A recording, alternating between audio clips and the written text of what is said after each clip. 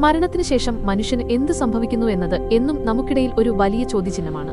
പുരാണങ്ങളിൽ ഏറ്റവും ഭീകരമെന്ന് വിശേഷിപ്പിക്കപ്പെടുന്ന ഗരുഡപുരാണം ഈ രഹസ്യങ്ങളിലേക്ക് വെളിച്ചം വീശുന്നു. ഭഗവാൻ വിഷ്ണു തന്റെ വാഹനമായ ഗരുഡന് നൽകുന്ന ഉപദേശങ്ങളാണ് ഈ പുണ്യഗ്രന്ഥത്തിലുള്ളത്. നാം ഭൂമിയിൽ ചെയ്യുന്ന ഓരോ പ്രവൃത്തിക്കും കൃത്യമായ ശിക്ഷയോ പ്രതിഫലമോ മരണാനന്തരം ലഭിക്കുമെന്ന് ഗരുഡപുരാണം തറപ്പിച്ചു പറയുന്നു. ഇന്ന് നാം ചർച്ച ചെയ്യുന്നത് ഗരുഡപുരാണത്തിൽ വിവരിച്ചിരിക്കുന്ന ഭയാനകമായ ആ നരകശിക്ഷകളെക്കുറിച്ചാണ്.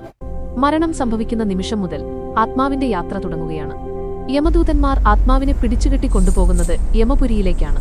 അവിടെ വെച്ച് ചിത്രഗുപ്തൻ നിങ്ങളുടെ പാപപുണ്യങ്ങളുടെ കണക്കെടുക്കുന്നു. നിങ്ങൾ ഭൂമിയിൽ ചെയ്ത പാപങ്ങളുടെ അടിസ്ഥാനത്തിൽ ഏത് നരകത്തിലേക്കാണ് പോകേണ്ടതെന്ന് അവിടെ നിശ്ചയിക്കപ്പെടുന്നു.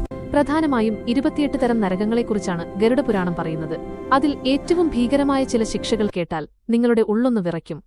മറ്റുള്ളവരുടെ സമ്പത്തും കുടുംബവും വഞ്ചനയിലൂടെ തട്ടിയെടുത്തവർ താമിശ്രം എന്ന നരകത്തിലേക്ക് എറിയപ്പെടുന്നു. കാഴ്ചയെ കിട്ടാത്ത അത്രയും ഇരുട്ട് നിറഞ്ഞ ഈ നരകത്തില് യമദൂതന്മാർ